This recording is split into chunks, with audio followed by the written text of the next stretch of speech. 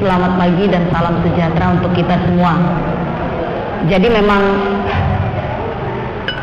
kalau bercerita tentang mendongeng atau bagaimana cara bercerita, sejak saya kecil saya sudah terbiasa mendengarkan ayah saya. Ayah saya itu orang Dayak Maanyan asli ya. Jadi ketika kami mau tidur, dia selalu bercerita tentang perjuangan-perjuangan tokoh-tokoh Dayak Maanyan pada masa yang lalu. Jadi dia juga bercerita tentang dongeng-dongeng fabel, tentang binatang. Setelah itu dia bercerita tentang bagaimana hormatnya anak kepada ibu, bagaimana peran seorang ayah, apa saja bisa diceritakannya, sampai kami merasa kedekatannya itu luar biasa dengan ayah ya. Bisa naik ke kepalanya, bisa naik ke perutnya. Selanjutnya itu yang membuat pendidikan karakter itu tumbuh gitu. Jadi dongeng itu memang maut sekali, resep yang paling mujarab. Ketika ayah saya bercerita tomat tumbuh di kepala, itu saya ingat sekali dongeng itu. Ayah saya sekarang sudah meninggal ya, sudah tidak ada, tapi dongeng itu membuat saya tidak berani melakukan sesuatu yang membuat tomat itu tumbuh di kepala. Itu luar biasa. Jadi ayah saya bercerita, kalau kamu ingin jadi orang baik, jadilah baik. Kalau kamu ingin jadi orang jahat, jahat sekalian. Nah, berhubungan dengan tomat tumbuh di kepala ini, ada seorang anak. Dia suka berbohong kepada ibu dan ayahnya. Sedikit-sedikit dia berbohong. Kenapa dia berbohong? Karena dia takut dimarahin orang tuanya. Itu sebenarnya anak itu tumbuh kebohongan itu karena kondisi sekitarnya. Orang tua, ibu atau ayah tidak ada yang membelanya sama sekali. Salah sedikit dimarahin, dimarah habis-habisan. Sudah dimarahin oleh sang ayah, ibu juga memarahin. Kalau ibu kan biasa memarahin ya. Ibu itu saya saja kalau seorang perempuan ya itu sanggup berbicara lama Bu. Jadi saya yakin ibu-ibu ini mana memikirkan hutang, mana memikirkan makan siang, mana memikirkan menu sehari-hari, mana memikirkan bertengkar dengan teman di kantor atau dengan ibu-ibu yang lain, mana tersinggung, sensitif dan lain-lainnya. Jadi ketika marah dengan anak nggak ada alasan, marah aja. Sedikit anak melakukan kesalahan marah. Akhirnya si tokoh cerita si anak itu pun melakukan kebohongan-kebohongan kecil. Nah, pada suatu hari dia bertemu dengan seorang nenek. Nenek bilang, kalau kamu berbohong, besok pagi akan tumbuh tomat di kepalamu. Wah, saya tidak percaya. Saya tidak percaya. Anak itu berkata, saya akan tetap berbohong supaya ibu dan bapakku tidak marah kepadaku. Nah, dia disuruh ke sekolah, tapi nyatanya dia tidak pergi sekolah, dia bermain, asik bermain. Terus ayahnya berkata, apakah sudah mengerjakan PR? Oh sudah. Ibunya berkata sudah. Ternyata guru datang ke rumah orang tuanya, dia tidak pernah sekolah. Nah akhirnya marah. Bukannya anak itu ditanya, marah. Karena kebohongan itulah pada saat dia bangun tidur, tiba-tiba tomat tumbuh di kepalanya banyak sekali dan buahnya busuk semua. Dia berjalan, ibu bagaimana ini ibu? Ibunya tidak melihat, dia menangis. Ayahnya juga, ayah, aku tidak mau berbohong lagi. Aku tidak mau berbohong lagi. Ibu, tolong aku, aku tidak mau berbohong. Tapi dia tidak diketahui masuk alam yang mana, karena orang tuanya santai saja menyapu ibunya. Setelah itu ayahnya membaca korannya biasa. Akhirnya dia menangis dan meminta ampun. Lalu datang lagi nenek itu, anakku, aku kemarin sudah menasehatimu, jangan pernah berbohong lagi. Kalau kamu berbohong, ini untuk kali ini, tomat ini bukan hanya tumbuh di kepalamu, tapi badanmu akan menjadi tomat yang busuk. Tiba-tiba dia bangun, basah semua tubuhnya. Akhirnya dia minta maaf kepada ibu bapaknya. Bingung orang tuanya, saya tidak akan berbohong lagi. Ibu, ayah, saya tidak berbohong. Mengapa kamu begini? Ada apa? Terus ibunya bilang, kamu kenapa? Kok kamu nangis? Kok kamu begini? Ibu, saya tidak mau berbohong lagi. Tidak mau, Ibu. Saya tidak mau tomat tumbuh di kepala saya dan saya menjadi seorang tomat buah tomat yang busuk. Nah, begitu ya, tepuk tangan dulu. Jadi, ya, saya baru berkenalan dengan ibu-ibu ya, mungkin ada yang ikut lomba. Ibu Mul juara 1 kemarin ya, jadi terbaik kemarin. Beliau meminta tolong kepada saya, Ibu, apakah bisa membantu kami untuk memberikan materi? Saya katakan, saya siap kalau memang itu diperlukan karena memang hobi saya itu bekerja. Tapi saya tadi mendengar masalah keuangan, saya jadi pusing sendiri ya. Jadi itu ada cerita bagi saya bisa menuliskan sebuah puisi atau cerpen begitu ya, masuk ke ruangan mendengarkan keuangan. Karena apa? Ketika saya bekerja, Bu, saya tidak pernah memikirkan uang itu sama sekali. Jadi Tuhan itu kasih kehidupan dengan saya, langsung badan saya besar aja gitu ya. Saya bekerja, dapat rezeki, dan saya punya bodi yang bagus gitu untuk kelangsungan hidup saya selanjutnya. Nah itu, jadi memang dari kecil saya aktif untuk melakukan apa saja yang bisa bermanfaat. Doa saya itu satu, ya Tuhan berikanlah saya kebermanfaatan yang baik untuk orang banyak. Ternyata sibuknya tidak banyak materinya, tapi kepuasan batin. Jadi itu, yang anehnya ya, biar tidak ada uang ya badannya tetap lemu aja ya. Nah itu, yang diperlukan, saya bertanya kepada Ibu Mul, apa yang diperlukan? Dari pukul 10 sampai pukul 11 Bu, 1 jam. Saya merasa begini Bu, biasa saya 4 jam bicara, 1 jam ini apa ya? Makanya saya berpikir kemarin, 1 jam itu, kalau 1 jam itu bagi kami cuma perkenalan ya, ini saya harus bicara 1 jam, selanjutnya saya bisa membuat ibu-ibu percaya diri mendongeng. Wah itu luar biasa kan? Saya katakan begini, saya hanya, yang saya tahu, ibu-ibu semua atau yang belum ibu-ibu, saya ini belum menikah ya, jadi lebih gampang, tapi saya tetap dikatakan ibu ya, karena saya seorang wanita dan sudah dewasa. Saya katakan begini, semua wanita yang menjadi guru PAUD, yang menjadi bunda-bunda di PAUD ini, saya rasa sudah punya latar belakang untuk mendongeng. Setuju tidak? Setuju tidak? Karena apa? Ketika mengajar di kelas, itu sebenarnya ibu-ibu mengalami panggung sandiwara yang berbeda. Kalau ibu-ibu di rumah, kenapa bisa mendalami peran sebagai ibu rumah tangga? Kenapa bisa bertengkar dengan suami dan menang? Kenapa bertengkar dengan suami lalu kalah? Kenapa suami ibu pendiam sekali, tapi ibu bisa mencintainya? Nah, setelah itu kenapa ibu pendiam, tapi ibu bisa dicintai suami ibu, bisa dicintai anak-anak? Menurut saya, kedalaman peran itulah yang kita gali. Ayo jadi pendongeng. Yang saya lihat ketika di lomba itu malu semua. Saya tahu demam panggung ya. Saya tahu demam panggung itu ketika kita mau ikut lomba, berdiri di panggung, plak, hilang. Langsung begini, pada suatu hari, nyut begitu ya. Pada suatu hari. Ini naskah yang tua nih. Ada seekor harimau, padahal di dalam naskahnya tidak ada harimau. Ini mau dibawa mana? Tapi asiknya, dongeng itu apa aja bisa ini ceritakan. Ceritakan saja. Yang jelas begini Bu, selesaikan dengan awal, tengah, dan akhiri dengan indah. Kalau waktunya diberikan 10 menit, maka ibu harus berpikir ketika ibu ngomel di rumah, 5 detik aja sanggup gitu ya. 5 menit apalagi, 10 menit, 15 menit ibu ngomel itu. Oh bukan, penyanyi rap itu, kalau ibu rumah tangga yang nyanyi rap itu berhasil Bu. Saya yakin, ini tidak ada lauk di sini, ada dan ini semua dimakan, tapi tidak ada yang makannya.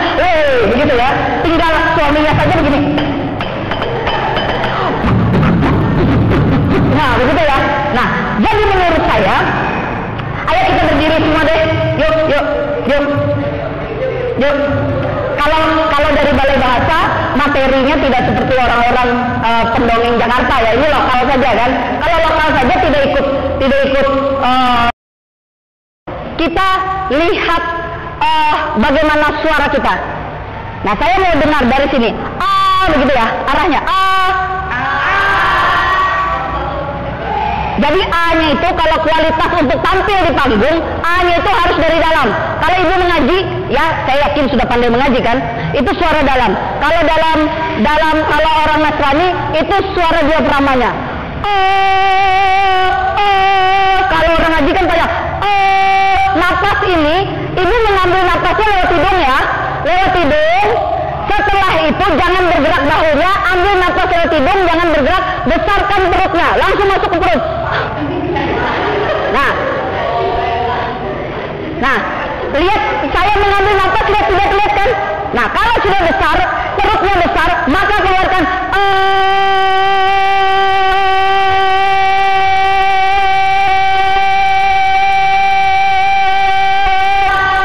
habiskan.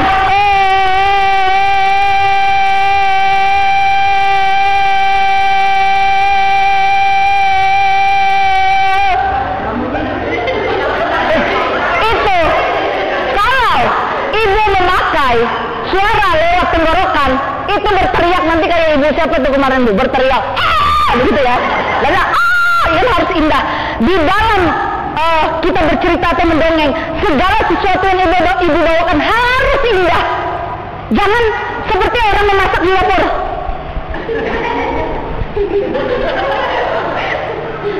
Tidak, tapi gerakan yang digunakan itu ketika ibu berjalan ya. Ini misalnya bercerita kancil dan buaya ya biasanya. Kancil dan buaya. Kancil itu pergi melihat buaya. Ibu bayangkan diri ibu kancil. Jangan bayangkan manusianya, kancilnya loh. Kancilnya ya. Ya coba semua bayangkan dari kancil. Kancil. Ya, terus melihat di semak-semak, melihat buaya ada di rawa. Ayo praktekkan semua.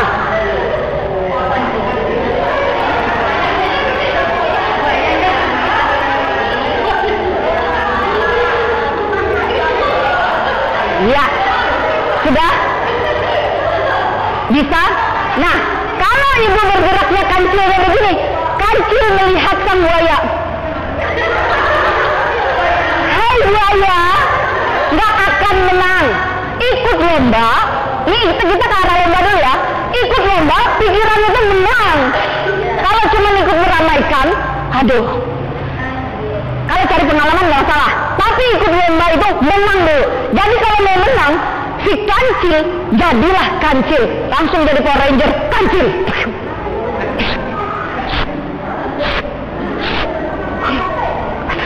Nah, gitu ya. Ya. Setelah itu, buayanya, bagaimana gerakan buaya? Ibu harus bisa membayangkan, makanya membaca tanda. Ibu harus, karena ibu ini kan guru PAUD nih. Guru PAUD itu harus bisa membayangkan apapun dalam cerita. Buaya, coba sekarang gerakan buaya bagaimana? Saya ingin lihat. Coba, buaya bayangkan. Ayo bu, dari sini. Saya minta tiga orang ke sini. Ayo, siapa saja? Ya bu. Sini. Ya. Nah, itu kan sulitnya ketika mendongeng itu membayangkan sesuatu itu separuh hati, separuh pikiran. Jadi buaya ya.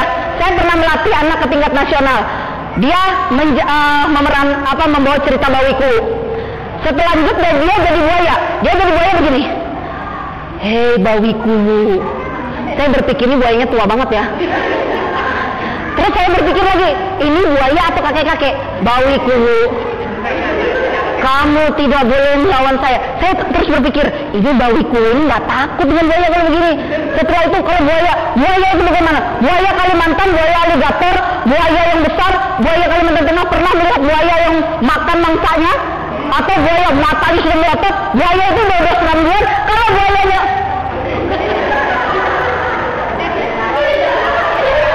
ya, itu ya.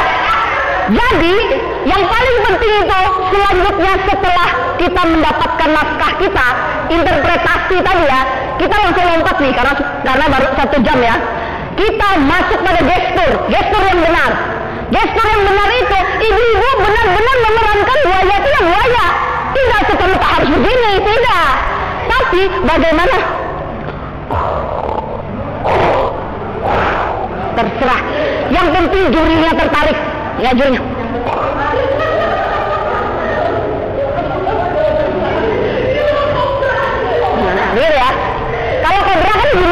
Nah, kalau buaya kan begini. Nah, harus bisa benar-benar. Akhirnya ya si juri atau malah si anak-anak yang menonton itu takut. Itu berhasil. Kalau anak-anak tuh ini gurunya nih nggak pernah bergerak. Coba ibu sini bu, sini. Ibu siapa nih? Nah, Bu Tutut ya, Bu Tutut sedikit pendiam nih. Sekarang ibu sudah mendengar cerita kancil dan buaya itu? Sudah paham nggak cerita itu? Belum. Yang sering diceritakan di sekolah apa? Di PAUD itu? Isinya apa Bu Sri? Ya, nah kalau saya langsung beri challenge ya, saya beri tantangan. Jadi buaya sekarang, yuk.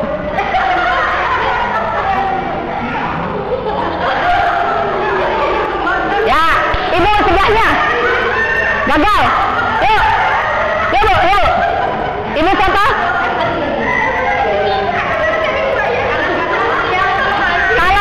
Kalau buaya darat mungkin gampang ya. Yuk, silakan. Sekarang jadi kancil, yuk. Nah, ayo 1, 2, 3. Kancil ceria apa kancil sedih? Terserah. Yuk.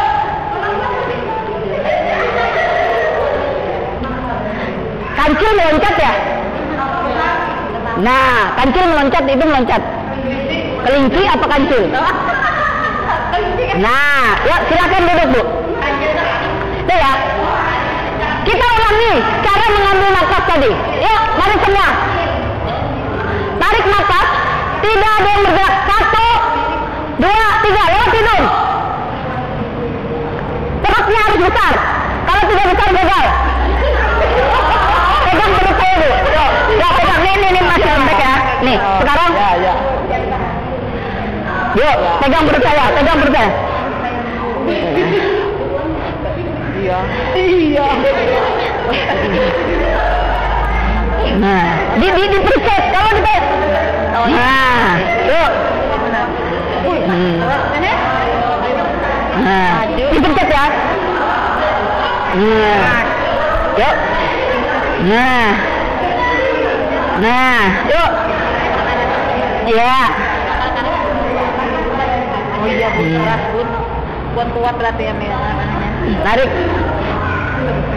Ya, pencet. Wah, karat ya. Yuk.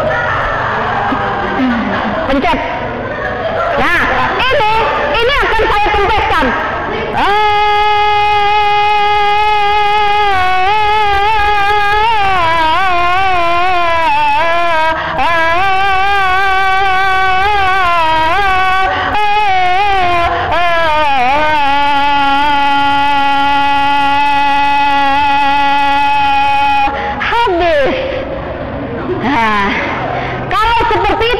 Pengambilan suaranya sukses. Di panggung tidak akan kehabisan suara. Karena apa? Kualitas suara yang baik akan membuat Anda jadi hebat. Itu ya. Itu yang pertama, vokalnya. Jadi itu representasinya itu vokal. Selain gestur tadi vokal. Nah, kita ucapkan lagi intonasinya. Kita ucapkan vokal. Yuk, dari huruf A ya. 1, 2, 3. A. Mulutnya dibuka. A.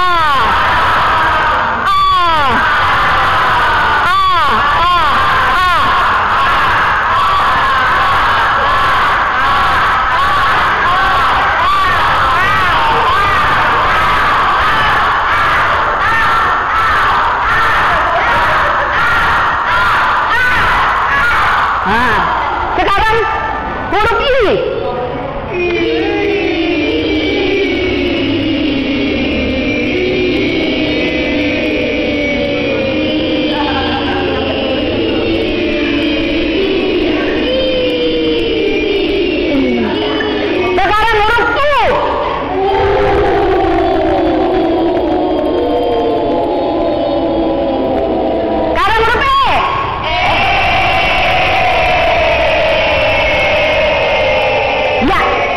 Nah, coba kalau bandingkan cuman A, I, U, E, O. Cuman begitu saja. Coba. 1, 2, 3. A, I, U, E, O. Nah, sekarang kita Ambil teknik kedua, A, I, U, E, O. 1, 2, 3. A, I, U, E, O.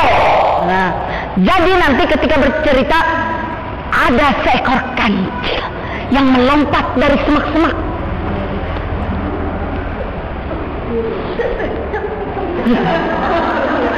Begitu ya. Itu kalau menarik seperti itu akan menimbulkan apa ya, gairah orang untuk menontonnya. Anak-anak juga.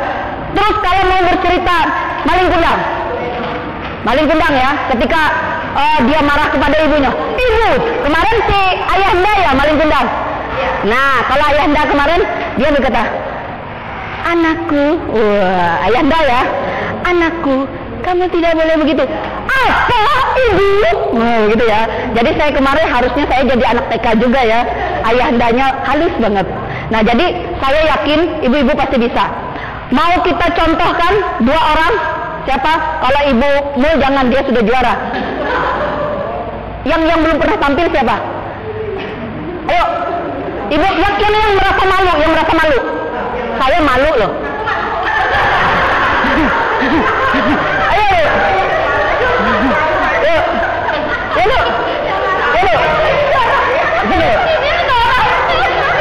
Nah, nih, sini. Sekarang, yuk. Ibu bercerita. Ibu menjadi tokohnya ya, monyet. Habis itu ibu tokohnya menjadi petani. Ya, bisa membayangkan ceritanya terserah. Kalau bercerita itu mendongeng itu sudah terserah kita. Nanti di naskahnya itu baru kita mendapatkannya. Untuk latihan, ibu langsung bikin. Ayo, silakan. Jangan.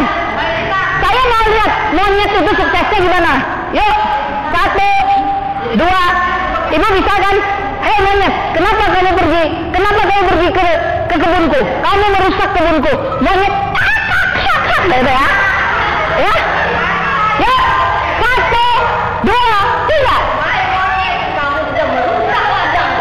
Kamu akan dikerja. Ya, terus. Ya. Pergi. Ya.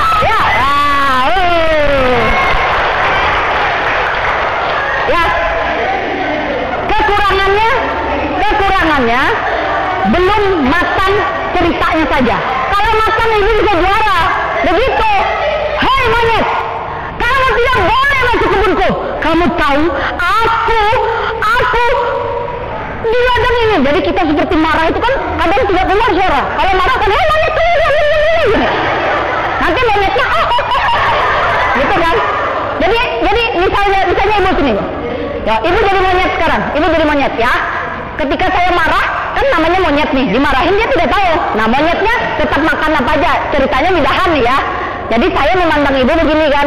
Nah, kalau kita bisa memandang bahwa monyetnya di dahan, badannya harus begini. Jangan badannya begini, dahannya kan di atas. Nah, yuk, oke.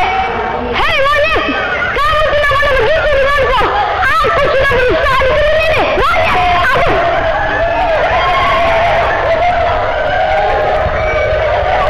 Begitu ya, oke. Sip tidak? Ya. Jadi peranan apa saja, tokoh apapun. Kemarin Bu Indra bilang, kalau membuat naskah buatlah yang tokohnya tidak banyak. Kalau bisa cuma 2, paling banyak 3. Supaya apa? Ibu tidak lupa. Kenapa? Kemarin di lomba suara ibu, suara ayah dan anak sama. Pergantian tokohnya tidak ada jadinya. Jadi harus benar-benar kita kemarin membuat naskah itu kita bikin sendiri. Dari cerita yang panjang misalnya Dewi Sartika ya, itu ibu singkat saja 15 menit.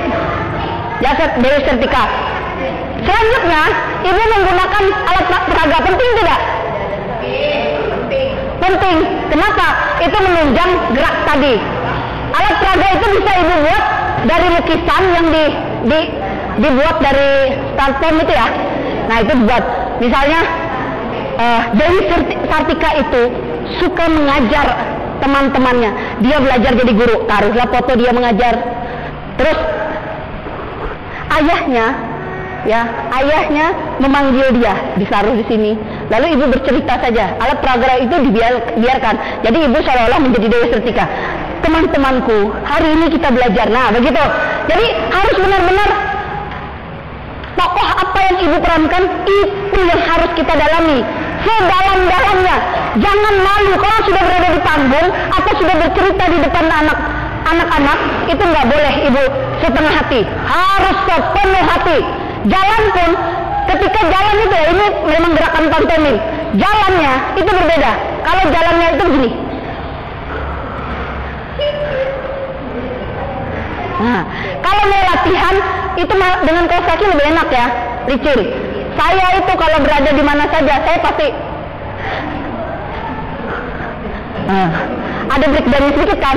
Jadi nggak apa-apa, itu nanti membantu ibu gerakan. Jangan gerakannya tiba-tiba marahlah ayam kepada bebek. Bebek, kamu itu mengapa? Terus bebek juga marah kepada ayam. Ya terserah aku dong, Yam. Aku kan begini. Nah, kebanyakan yang dibawakan di lomba begitu. Jadi akhirnya tidak menularkan. Kalau jadi ayam, bagaimana tokoh ayam? Harus benar-benar, saya tidak terima bebek, kamu sudah melanggar apa yang sudah kita sepakati. Berubah lagi jadi bebek kan. Nah, yang kesibukan dari lomba bercerita dan mendengar berubah jadi sesuatu. Langsung, aku tidak mau kamu atur dong. Aku itu mah. Keluarkan saja gerakan yang kira-kira membuat orang terpengaruh kalau ibu itu emosional. Ya, bisa tidak? Begitu. Bisa? Silakan duduk dulu.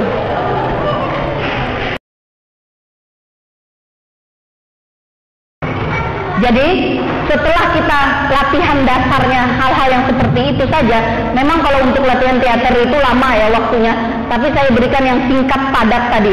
Seperti itu. Kalau mendongeng di depan, itu semua harus ditanggalkan. Anda jadi siapa? Anda seorang guru, tanggalkan. Anda seorang ibu rumah tangga, tanggalkan.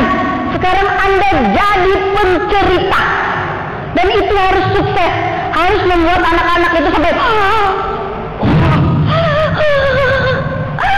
nah, itu. Kalau itu belum terjadi, berarti Anda belum dengan sepenuhnya spektakuler kan? Belum sepenuhnya mengeluarkan kemampuan. Karena apa? Kalau saya yakin, nah seperti bunda yang berambut pendek ini, pasti kalau mau ngomel orang takut. Dari gayanya saja, woi. Itu dari gayanya saja ya. Mungkin 1000 laki-laki kalah itu. Ya. Tapi biasanya perempuan-perempuan hebat begitu sensitifnya luar biasa. Ya.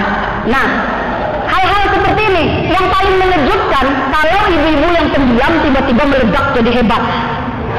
Kalau seperti bunda ini dari penampilannya kalah, rugi. Orang-orang yang kira-kira banyak bicara itu yang mana bu, teman-teman ibu? Biasanya suka ngobrol. Nah, itu ya. Kalau ibu mendongeng, tapi tiba-tiba di panggung langsung bluk begini, rugi. Karena pada saat ibu bercerita, ibu mampu mempresentasikannya. Jadi yang paling menggerogoti itu bagaimana paralinguistik namanya. Paralinguistik itu bagaimana nada kita mengikuti gerak kita. Emosi yang kita bawa di dalamnya namanya paralinguistik. Jadi paralinguistik itu penilaian yang penting kalau di balai bahasa ya. Jadi bagaimana ketika kita marah, emosi kita itu juga marah, kita bisa menahannya, terus gerakan kita juga marah. Ini kalau marah, aku tidak mau, tapi badan begini. Aku tidak mau pergi. Nah itu paralinguistiknya sudah main. Tapi kalau marah, aku tidak mau, tidak akan pernah aku pergi denganmu. Sudah, tinggalkan aku. Ya, gitu ya. Jadi harus pakai gaya gitu. Memang harus ada sedikit, kalau bahasa Banjar itu ambungannya ya bu ya. Ibu-ibu harus totalitas, kalau dalam bahasa kerennya itu totalitas di panggung. Ketika sudah berada di depan anak atau siswa, ibu harus benar-benar bisa mendongeng dengan sukses. Pertama, hilangkan rasa malu. Itu, kalau sudah berada di depan anak-anak itu, karena apa bu? Justru di tingkat dasar inilah anak itu akan terkenang dengan bundanya seumur hidup loh itu. Saya aja dulu masih ingat dengan guru TK saya dulu dari TK Palangka 1 itu yang dekat SD Batu. Nah, itu TK saya dulu. Di situ saya ingat guru saya Ibu Desi namanya, Ibu Desi. Itu kalau sudah bercerita, badannya kan besar tuh.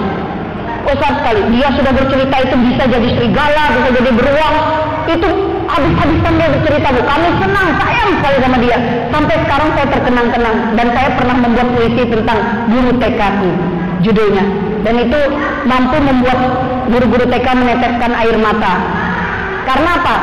Kalau kita menjadi guru tidak bisa dikenang oleh siswa kita, sia-sia rasanya hidup. Karena apa? Perkara bekerja itu bukan masalah materi saja, tapi bagaimana orang bisa mengapresiasi kita, menghargai kita, bahkan mengenang kita sampai mati. Itu sebenarnya, iya kan? Mau jadi guru yang seperti itu? Mau jadi bunda